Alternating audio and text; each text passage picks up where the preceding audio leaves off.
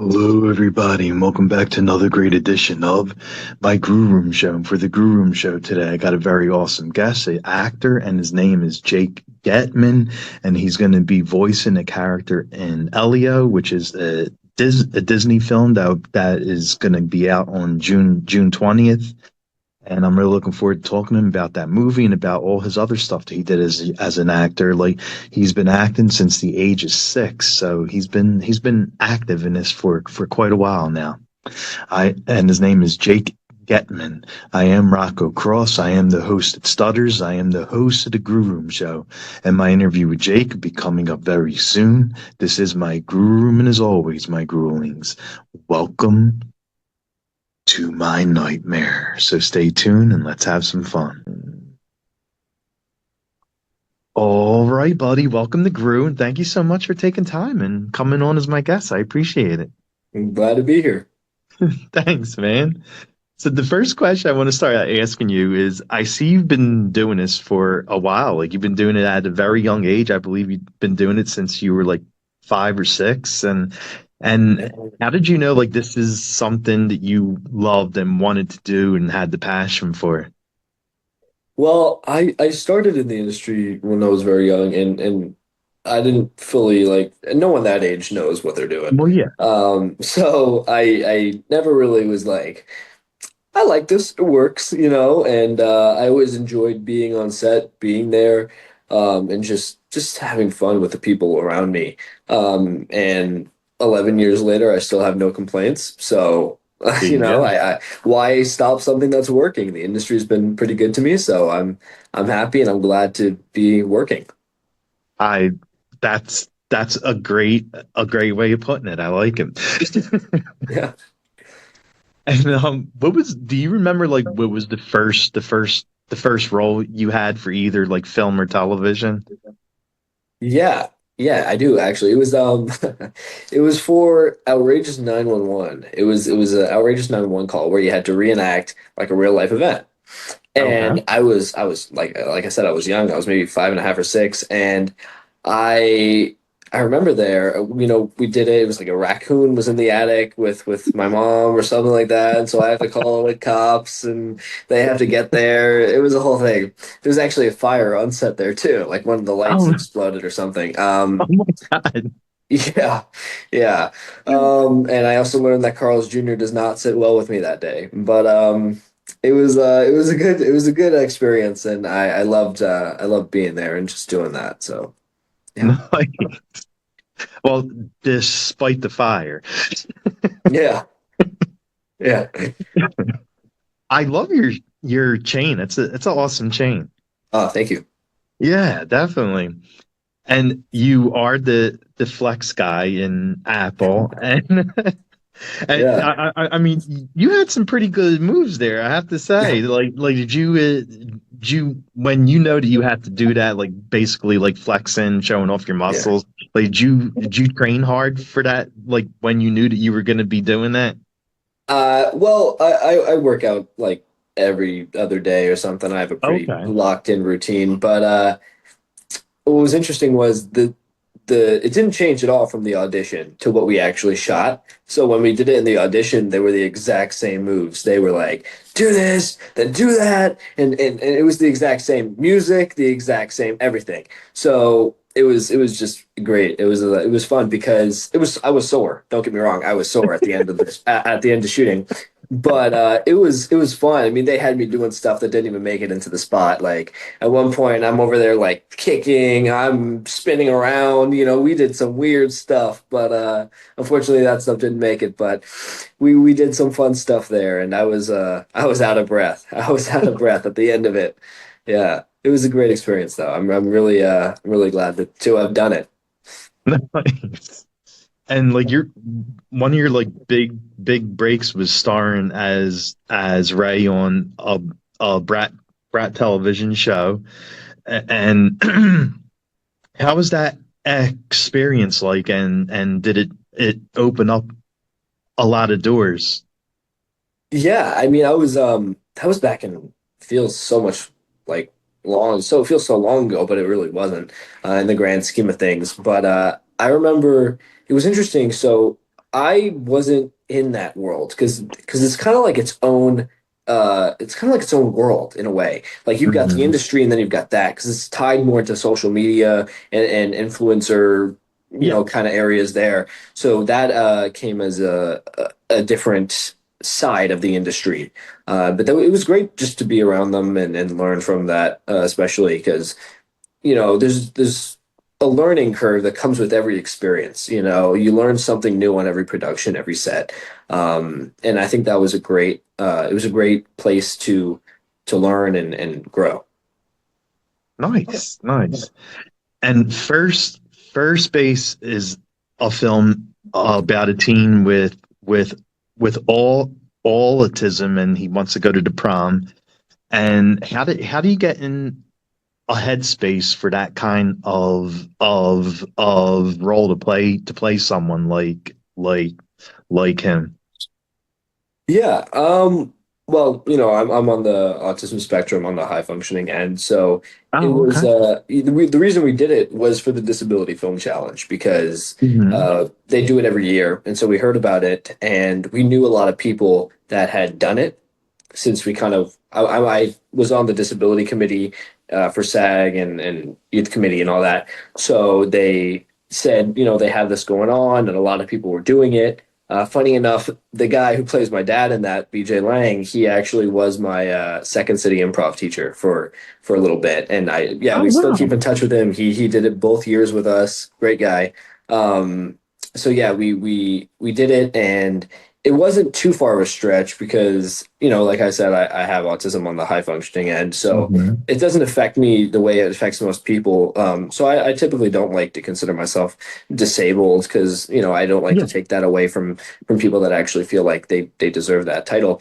But I definitely wanted to bring awareness to disabilities that don't necessarily have a look or a feel, right? Because, sitting here talking to me today, you'd think I was a normal person.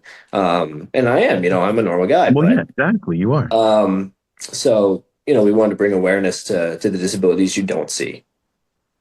My cousin actually has autism too, Yeah. and he's younger than me, and me and him always hang out. He loves wrestling, so we always go to like the WWE events and everything like that. And he's the same way. He's like, oh, I know I'm not normal. I said, no. I said you're normal. Get that out of your head. Yeah. Yeah. Mhm. It's definitely a lot of a kind of kind of stigmatism around people with invisible disabilities. Because people think, oh, but you don't have a disability. And I think it's definitely important to recognize that. Oh yeah, definitely. Yeah. And you even got to show off like some of your like rap skills too, right? Like your music Oh, skills. I cannot rap for the life of me. We had someone else write that. That was not a freestyle. I cannot rap. Yeah. Okay. And you do a lot of voice work too, and a ton of voice acting. And what what was like to like voice shows like American Dad and Cars 3 and the little mermaid. Yeah, it was all great. I mean, I've been doing it for 7 years at this point. I don't know the exact number, but doing it for a minute. I remember doing the Cars 3 Lego thing, which somehow has 130 something million views. Like, how did that happen? But yeah, I remember doing that. That was a great experience. And other things like American Dad. I remember going into their offices at one time, and it was interesting. So they had the whole place up there, and Patrick Stewart was actually he was there at the same time as me, Oh wow. and yeah, so it was actually kind of funny, because they have to bring you up to the building, Yeah. and I was sitting there waiting to have someone bring me up, and they're like, all right, we're just gonna wait for Patrick Stewart, so casually, and I'm Oh like, my sorry, God. what? Did you say Patrick Stewart? So, next thing I know, 5 minutes later, I'm in an elevator with Patrick Stewart off of Wilshire Boulevard. But that was really fun. They have a beautiful office, and I remember going in there. It was so much fun. I loved recording for them. Oh, that's so awesome. I love that the alien on American Dad. He's so funny. Yeah. Yeah, Roger. He's fantastic. Love Roger.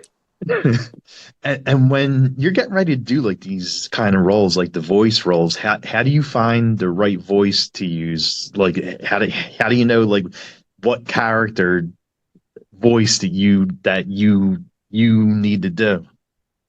Um, I usually start with whatever pops into my mind, right? Like I usually have a baseline and they'll Hmm. go from there. They'll tell me, hey, we want him a little more of this and we want him a little more of that. So if one of the first roles I did for American Dad, they had me as a Southern kid. So I just went in there with a Southern accent, started doing my thing, and they were like, all right, great, let's try it this way. And then it comes into the final product. Gotcha. At the end of the day, they wanted to just dehumanize the kid, just horrible dehumanization. But and that's exactly what we did. And it's actually really fun to sit there and just make a mockery of the people in the South.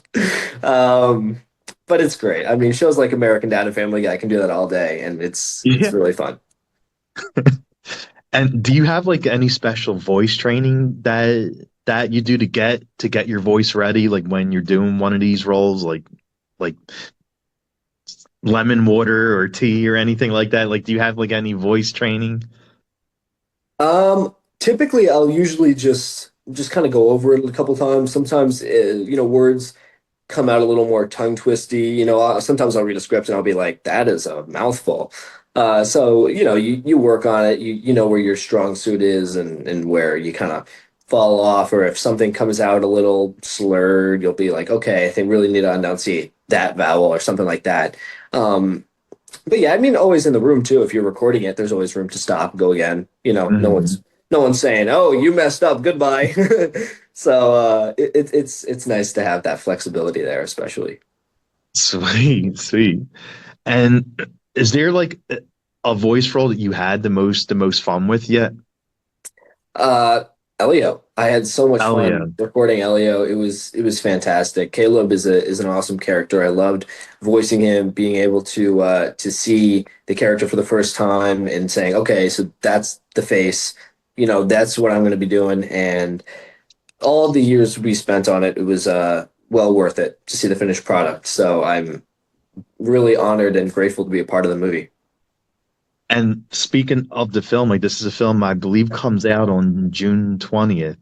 Yeah. And how did you wind up getting like this role? I mean, this is a huge film.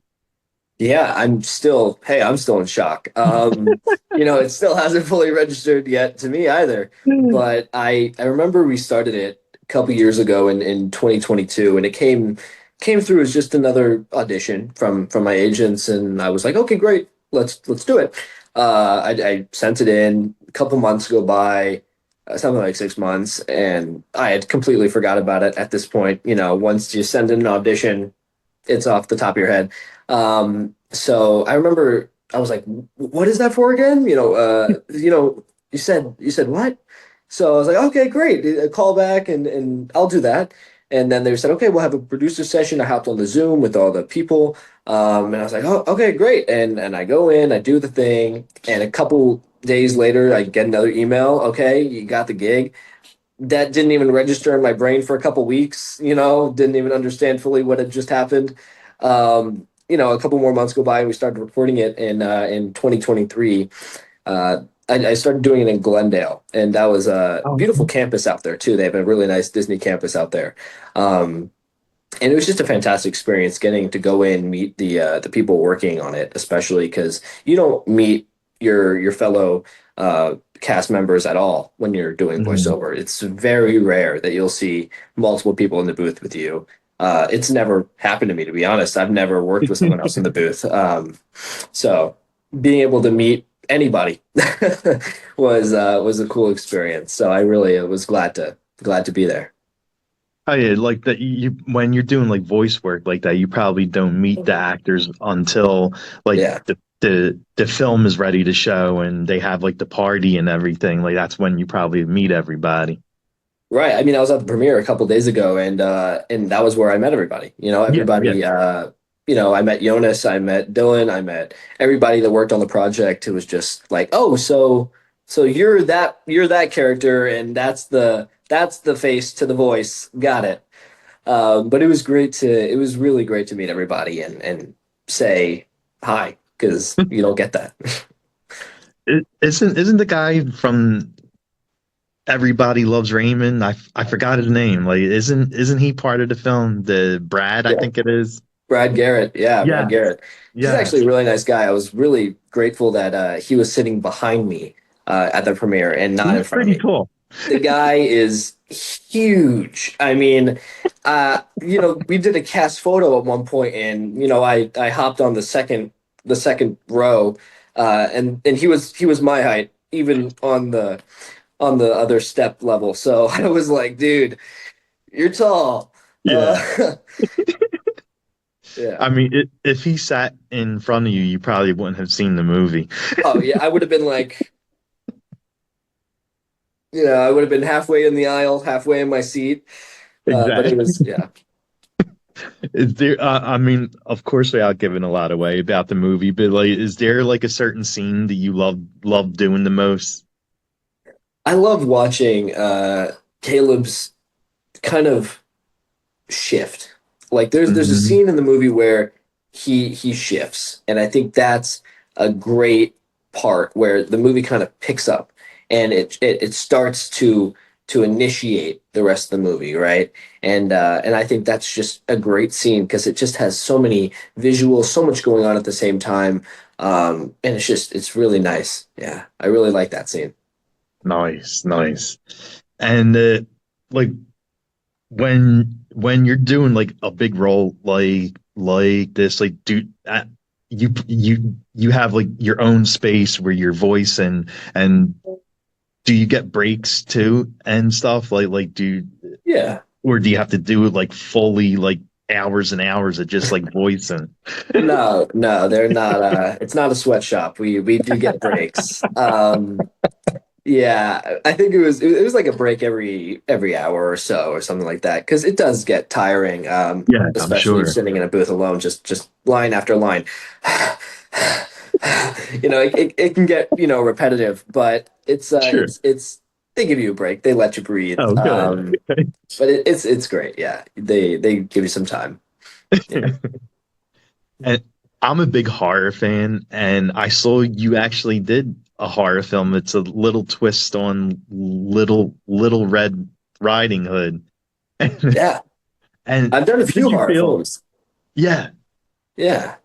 I'm one of those guys that I'll do horror films. I can't watch them. Oh, really? Yeah, I don't have like an appetite for it. I can't. Like if I go to a movie theater and there's even a horror trailer, I'm Yeah. face down into the popcorn. I'm down here while the trailer's up there.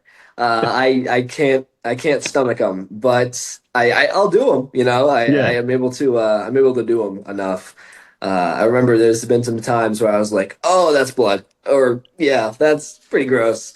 There was some dude with like a slit throat on like one of the things, and I was like, "Yeah, okay, that's what that is."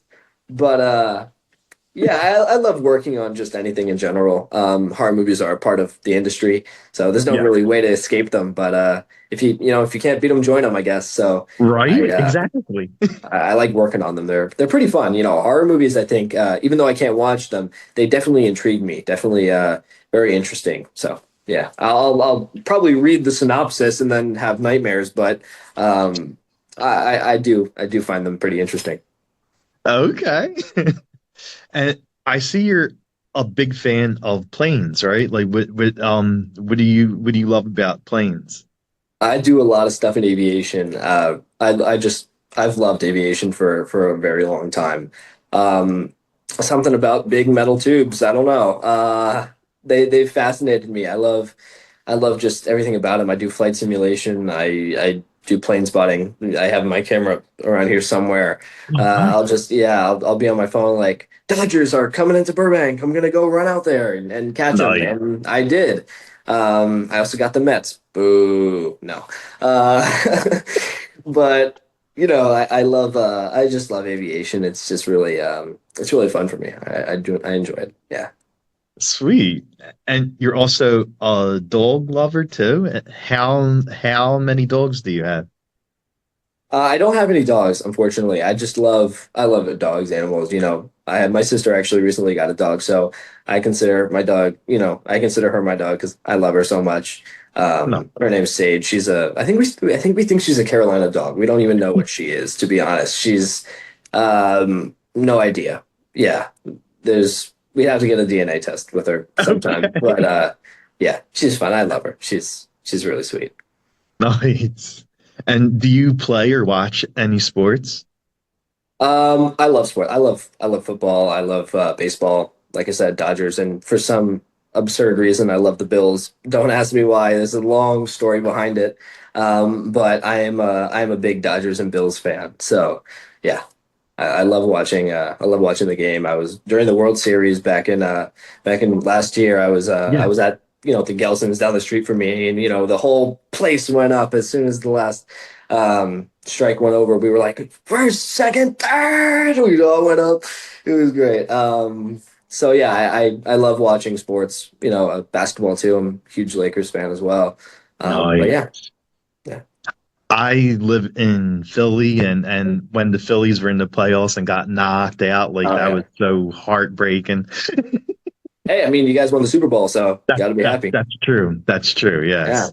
Bills were so close. Bills were so close. I got a bone to pick with Kansas City fans. But Right. Hey, I think Taylor Swift gave them luck, right? I do the Taylor fans are the entire backbone of Kansas City. Yes, I So know. yeah. And what else do you like doing during your free time when you're not acting? I enjoy just walking around, just enjoying myself. I make coffee drinks. I'm a barista. I know how to do Oh, that. you are. Yeah, I know how to do that. I just love indulging in just the sweeter things, simple. Sometimes less is more, you know. True. I Do enjoy you that. do you have a certain drink that you make most, like a certain drink you like most for the coffee? I'm I'm incredibly basic. Just a vanilla latte. Just give me a vanilla latte. I'm happy. I don't need a chai double spiced pumpkin blend, Hand me something simple and I'm happy. Hey, hey, that would be the drink you're probably going to be making a lot when the fall season starts for Halloween and everything. Yeah, right. And what's your workout routine like? Like you look like you're in good shape, and like how's your training like? It varies. I kind of do a little bit of everything. I remember I was doing for a couple months, like what I would do is I would take so special forces like units, they have an entry exam where you have to pass a certain physical fitness test. And so Oh, they have you do what it was amount of push-ups and amount of pull-ups and amount of sit-ups, right? And all within a certain time frame. So what I did was I went through these units and I was like, okay, I like this, I like this, I like this, and I kind of took them all from different units and smashed it together into one routine, which was incredibly easy and quick to do. So it was basically 50 push-ups within 2 minutes. oh, Then it was 50 sit-ups within 2 minutes, and then it was 10 pull-ups within 2 minutes, all with a 2 minute rest in between those intervals. oh, okay. Yeah, so it wasn't back to back. I think I'd be a little out of breath after that, but Probably, um, yeah. yeah. So I vary it too, just to get a little bit of variety. Um, yeah, so I take my time with it. I figure out what works, what doesn't. Yeah. Nice, man. And what kind of music do you like? Like what's on your playlist? I I'm a sucker for rap music. I listen to a lot of rap. I love I love some interesting genres. It's really funny. A lot of people make jokes about it because I I like Chicago drill, funny enough.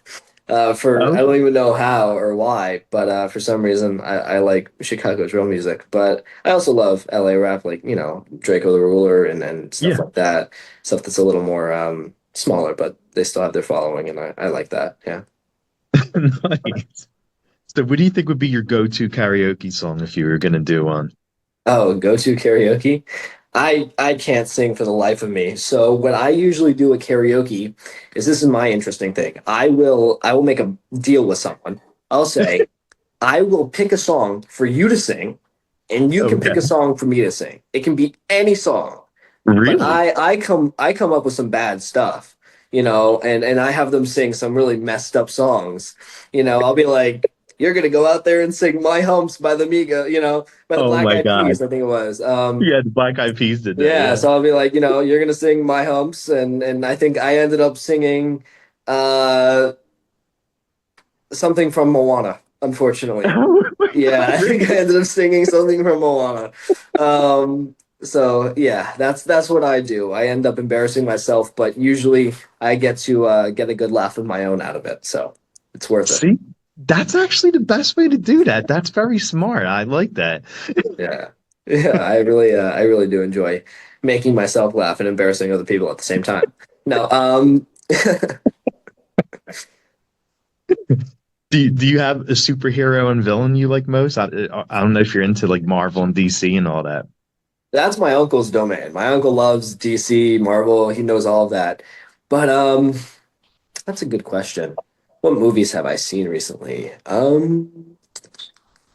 I just saw Mission Impossible. Yeah, So that I was think, really good. yeah, I really enjoy the Mission Impossible movies. Always a new villain, usually. But it's cool to see stuff like that. Like all those movies that have like a new villain for each thing. I like seeing so that it's not like repetitive. You kind of get a new sense of everything. Yeah. Sweet, man. And is there anything coming up for you that you would like to plug? Like anything you're working on?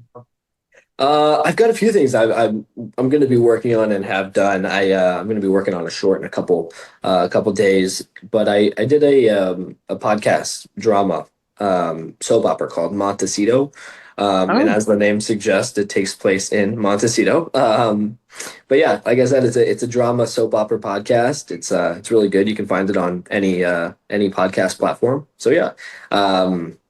That's where you can find that. And anything else, I'll probably post on my Instagram. That's where I give updates about what's coming up or what's going on, stuff like that. and where can fans follow you? Like, what kind of apps do you have? I'm on Instagram pretty much. That's like my main thing. I don't really do anything else, but my handle is at Jake Getman, just like the name. Should be pretty easy. But yeah, that's where you can find me. Awesome, buddy. Well, it was very nice meeting you and talking. Thanks so much for doing this. I appreciate Oh, it. thank you. You got it, bud. Well, have an amazing day. Sure will.